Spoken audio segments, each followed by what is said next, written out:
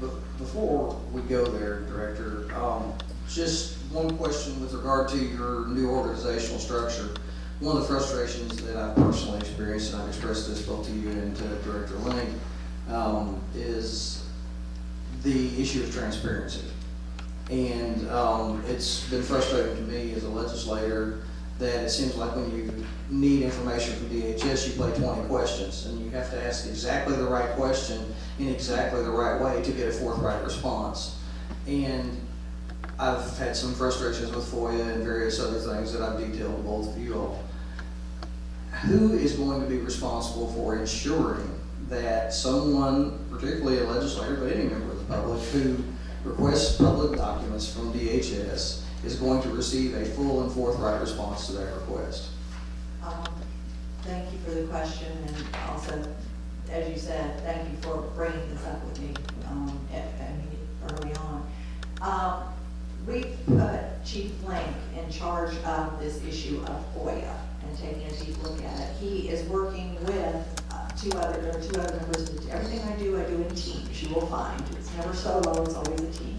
So Chief Linck is working with Amy Webb, who is, as I said, heading communications, community engagement, because many of the FOIA requests obviously come through the media, and as well as with David Sterling, because it is the Office of Chief Counsel that is overseeing all of the FOIA activity.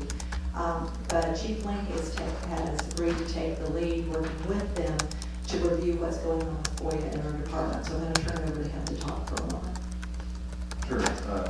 First of all, as one step I took to find out how much FOIA requests do we have, and this, I showed a little bit, this is 2 years, and I forget the number of hours, but it's like 2,300 something hours we've worked on FOIA requests. And FOIA is very complicated, and that's another one of those things we'll be coming, when I say we, probably several agencies may be coming to the legislature to clear up whether it's through statute or if you might recommend rules. I think it's going to take statute. Most every agency I'm finding is I'm not deep into this. Remember, about 3 weeks into this job, it's one of the first things I found out that's complicated is a standard way of responding to FOIA. How long do you keep emails on your system? How do you, I think different agencies are using different search programs as well. And that's something we're going to look at within our agency is how is our search program working? Is it working as efficiently as it should? If we cut down man hours, if we have a different set of software doing it. I have asked Representative Hammer through JPR to perhaps talk to some different agencies about how they're responding to the issues they have, how we're responding. The last thing we want to do is slow down any transparency at all. We want to make transparency more efficient.